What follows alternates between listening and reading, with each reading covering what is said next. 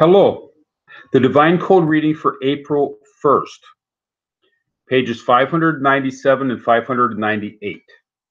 We are in the chapter Laws of Returning Stolen Objects and Restitution for Theft. Topic number 13. If a person stole a coin and afterwards the government invalidated it, there is an opinion. And see Rambam Laws of Robbery 3:4 and Shulchan Aruch Koshan Mishpat, chapter 363. There is an opinion that he must pay the owner the value in valid currency that the coin had at the time of the theft. However, if the coin is still valid in another country, even if it is invalid in the country the owner lives in, the thief may return it and tell him, "Your stolen item is before you." So if the government invalidates a currency, this person stole $100 in currency, or he stole coins worth, $100 in coins worth of currency, and he wants to return, and the government invalidates it. What is the situation? So according to this one opinion is that if it's available in some country, the next country over, it's still good. Then the thief can return the coins as is. And another opinion says that even if the coin had been invalidated everywhere in the world, the thief may still return the coin intact and tell the owner, "Your stolen item is before you." And let's see Rima Kosher Mishpat 363:1 and Shach Kosher Mishpat 363:5. Rabbi Zalman Nehemiah Goldberg points out that this is only in the case when the coin has a real worth for the value of the metal, even though it is used for currency in a specific denomination. So if the coin is, he has a silver dollar. It's not a paper dollar. It's a silver dollar, and there's value in the silver in the dollar, and supposedly that market value of the metal is somehow that's considered the value of the coin. So even if they invalidate the coin as currency, it still has market value as a coin. In that case, he can return the coin and say that even though it's been invalidated, it still has value, and the value is in the metal primarily, rather than in the government coinage. And people would still, assuming it's, that it's the normal market, people would still accept the coin, even if it's not validated within that country as currency.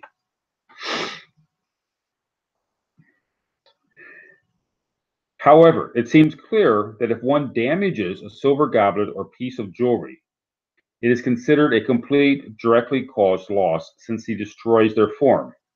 This is unlike a coin, which is in reality has only the worth of the metal that is stamped on it. This difference is also mentioned in Shach Kosher Mishpat 386:7. So in countries or in times when the purpose of the government stamping a coin was to validate the worth of the coin, or to validate the amount of metal in the coin, and that was the primary purpose of the government stamping it. So the government was backing up that it's 1 ounce, or whatever number of grams is in of metal is in the coin, and therefore it's the metal content is the important thing, not the fact that it's stamped. It's unlike a piece of jewelry where the value is not only in the metal, but it's also primarily in the workmanship, and therefore if that's damaged, that would have a greater difference.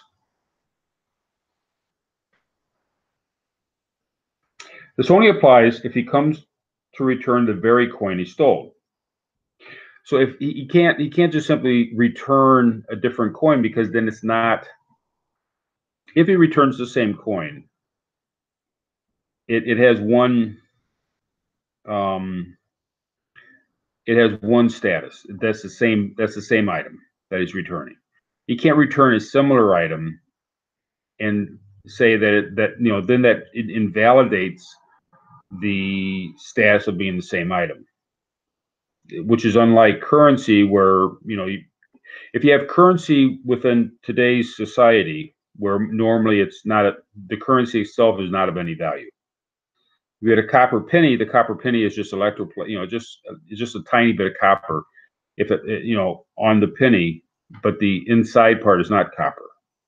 And likewise with other coins, we don't get silver dollars anymore. And there's no intrinsic value to the metal. Rather, the intrinsic value is that it represents the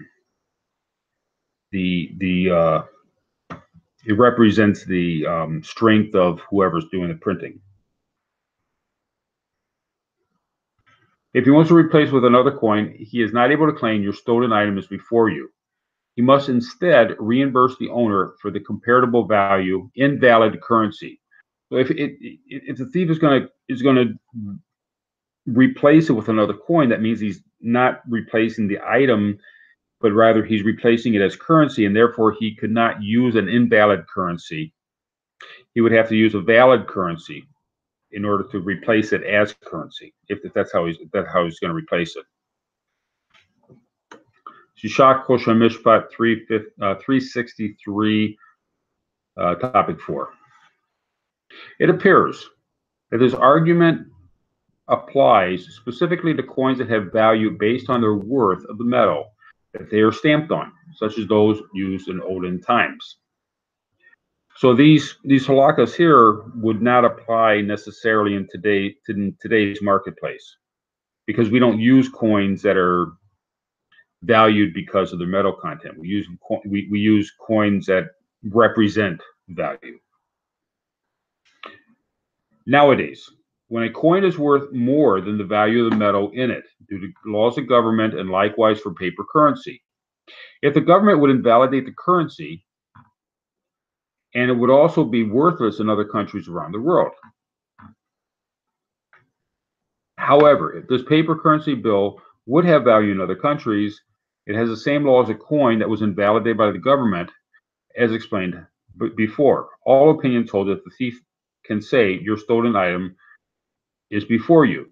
So, I mean, this might be difficult in more closed countries where even if where they have to use, there are some countries where it's so closed that an outside currency would not be accepted. Even their old currency that might be still accepted outside would not be accepted within the country, and therefore it would be difficult to say that. And supposedly, if a government invalidated the currency, their paper currency, it's probably not going to be accepted outside. But if it was accepted outside, and if the person could still use it in the marketplace, which is unlikely under the scenario, but if he could still use it, even though it's technically invalidated, then the thief could return, assuming it's the same bill, it has the same serial number. It's he's not replacing with a different one.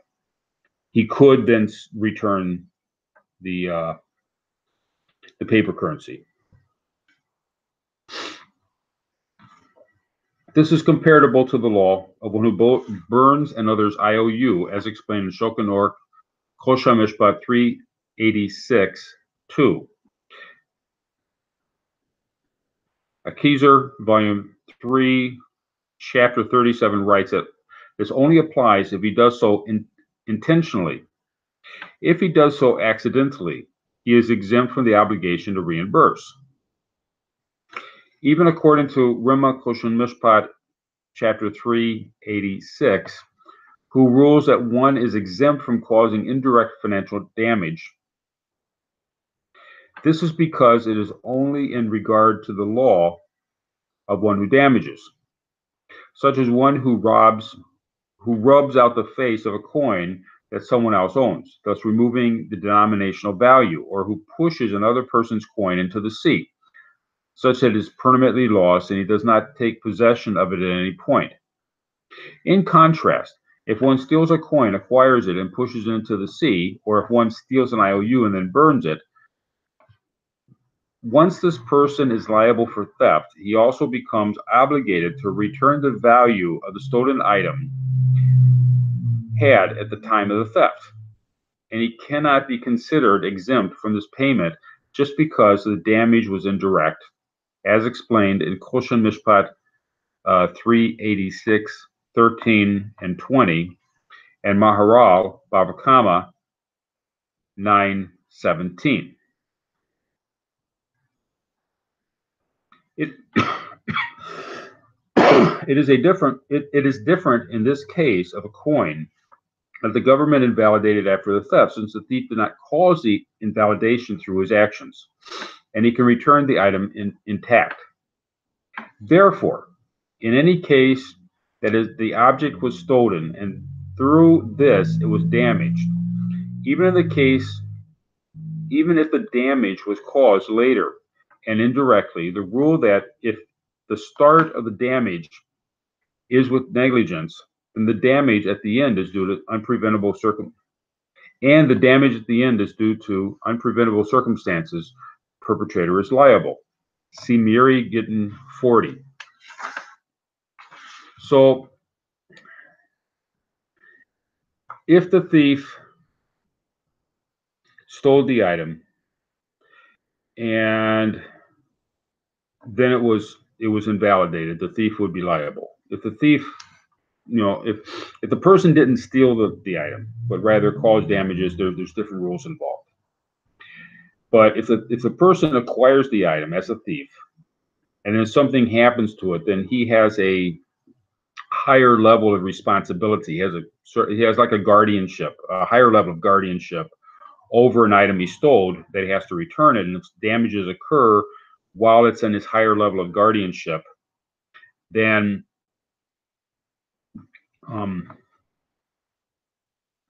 he's responsible for damages that occur while it's under his care. So if the government invalidates the coin, the currency, while it's under the thief's care, is under his guardianship, then the thief is responsible. More so than, let's say, if he borrowed the money, it might be a different level of responsibility. But we're not going into that here. It's just the question of what a thief is responsible for.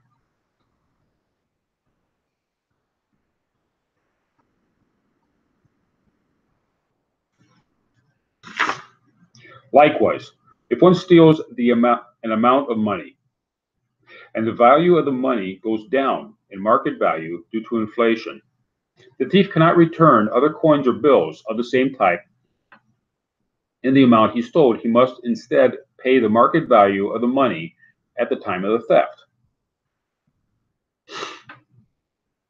So if the thief steals a $100 bill, if he still has a $100 bill in his possession, he could return the $100 bill even if the market value changed. Or the market value changing would not have a direct effect on whether or not he can return the bill.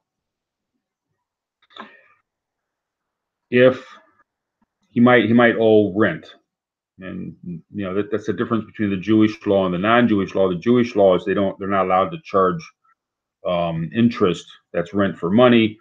In non-Jewish law, Noahide law, we're allowed to charge rent for money. We're allowed to charge interest. So it's a difference between returning coinage I would suggest that means there's a difference between returning the coinage for a Jew or returning a coinage for a non-Jew. So I'm not sure if it's a direct, if we can directly take our laws from the Jewish law in this regard. However, what's said here is that the market value changing, if it's a different coin, if he's going to return, he stole a $100 bill and he used it, and now he's going to return the $100. He can't just return another $100 bill if the market value of that $100 bill is changed in the interim. He would have to return it at the proper amount. At least in the case where the market value decreased, he would have to return whatever the equivalence is. And what we're using for equivalence, because the same question occurs: what happens if the value of a cow went down in the interim? If you stole a cow, you know, it's difficult to gauge between them, but there has to be a benchmark that's being used, and that's what's being talked about here. He must instead pay the market value of the money at the time of the theft. Topic number 14. If one steals a check or IOU and it becomes outdated or becomes invalid after the theft for other reasons, and surely if the thief destroys the document, the thief must reimburse the owner for its worth at the time of the theft. He cannot say your item is before you.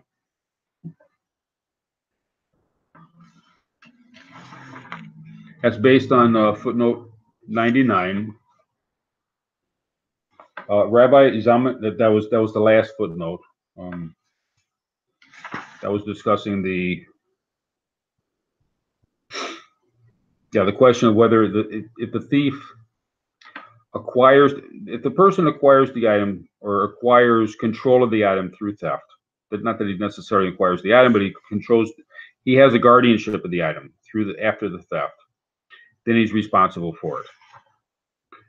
So Rabbi Zalman Nehemiah Goldberg comments that the author's opinion that one who steals is also considered as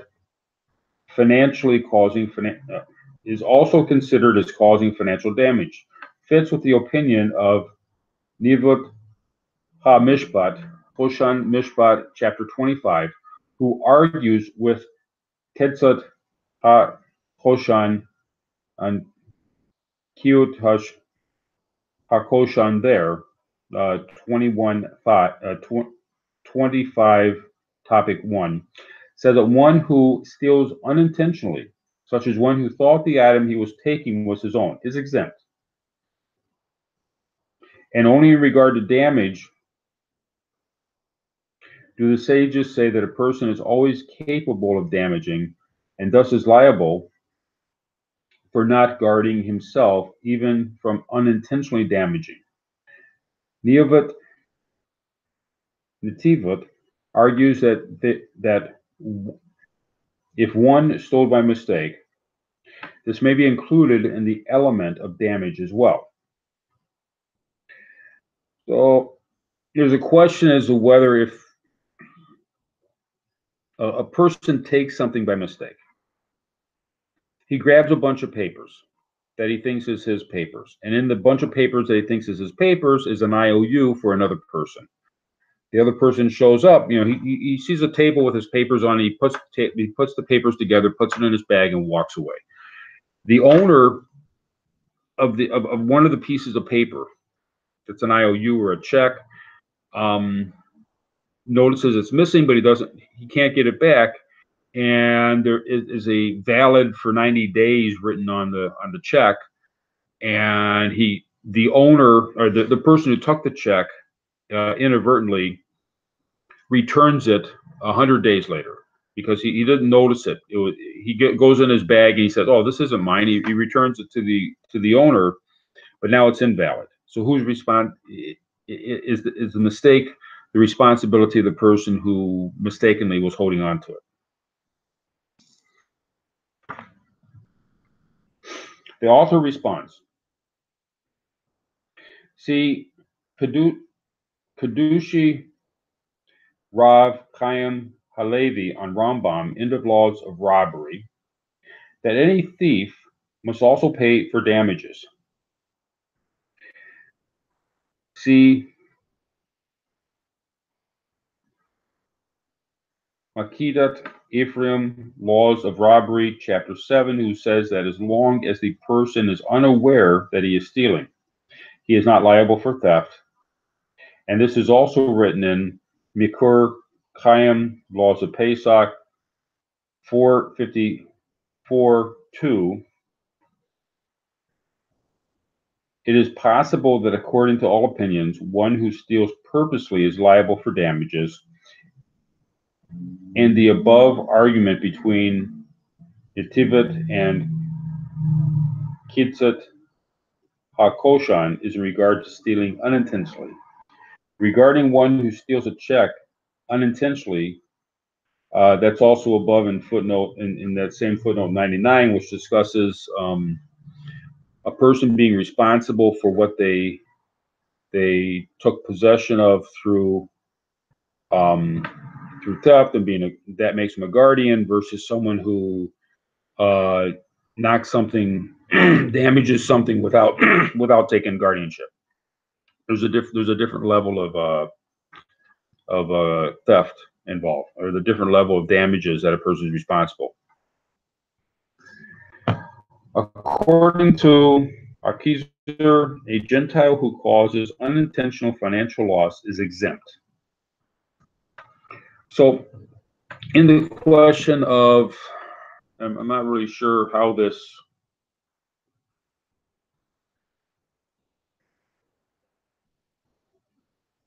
fits in the topic 14. Any of this fits in the topic 14, except we're looking at if the person takes guardianship through theft. A thief accepts a guardianship or has a guardianship on him for the item to be returned. A level of guardianship that if it is damaged, or in this case, if it's invalidated during the time of guardianship, then he's responsible for it. And he has to return, he'd be responsible for the check that's invalidated because it went past 90 days, and he would have to reimburse the owner for the value of the check, as it should have been at the time of the theft. And we're comparing this to someone who accidentally took the check without realizing he had it, and then he returns it to the owner after it's invalid. And in that case, he would not be responsible because it was an accident, assuming that he didn't do anything improper in gathering this stuff together. If it's an honest accident, then he would not be liable. But if he's an active thief, then he has guardianship over the item, and he would be responsible for the check that was invalidated. Topic 15. If a thief stole merchandise that's ready for sale, which is a high value during the market season, but not during the rest of the year, and he came to return it during the rest of the year, then according to the first opinion, that was in the first part of today's reading, topic 13, he is not able to say, your item is before you. Instead, he must pay back the depreciation in value he caused by preventing the owner from selling it during the market season. According to the second opinion, as mentioned there, he may still return it and say, your item is before you. And see Pitki Devusha Teshuva Kosher Mishpat, chapter 363. So there's two different opinions again, that whether or not a person can return merchandise. Say it's something to do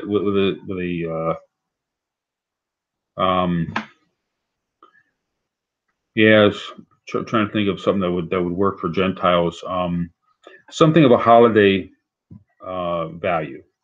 Okay, before the Super Bowl, and they're selling items that would be people, team T-shirts, team jerseys that would have a high value right before the Super Bowl.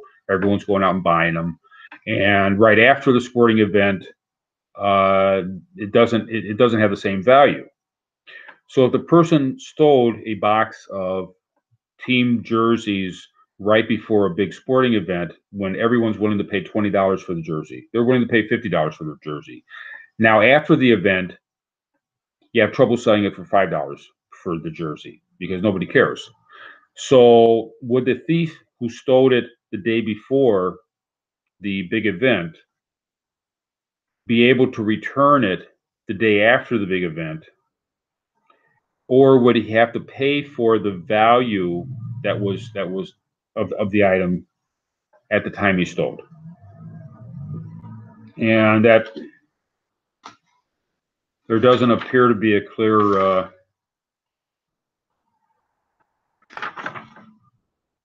answer here, and we're somehow comparing it to the coin that it doesn't have the same value because it was invalidated. So apparently or we might be looking at, we're comparing the two thoughts. And let's say the owner of the box of team jerseys could take it to the next city. He might be able to sell them at the high value. If he has the opportunity to use to sell the team jerseys at the higher value, at the stolen item at the higher value, then the thief could return them. If he doesn't have that opportunity, then he would need to be the thief would need to reimburse him for those losses.